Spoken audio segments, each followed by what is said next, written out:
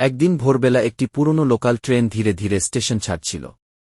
ট্রেনের ছাদে ঠিক একটি কোণের পাশে একটি দম্পতি পায়রা গোপনে একটি ছোট্ট বাসা বানিয়েছিল।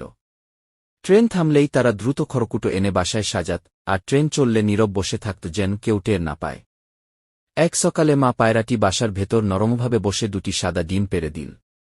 চলন্ত ট্রেন কাঁপছিল, বাতাস বইছিল, তবু মা পায়রা ডানা মেলে ডিম দুটিকে আগলে রেখেছিল। বাবা পায়রা ট্রেন থামার সঙ্গে সঙ্গে খাদ্য এনে দিত এবং ছাদের ধার ঘেঁষে বসে পাহারা দিত। ট্রেনের যাত্রীদের মধ্যে একজন বালক খেয়াল করে ফেলে, চলন্ত ট্রেনে পায়রার বাসা।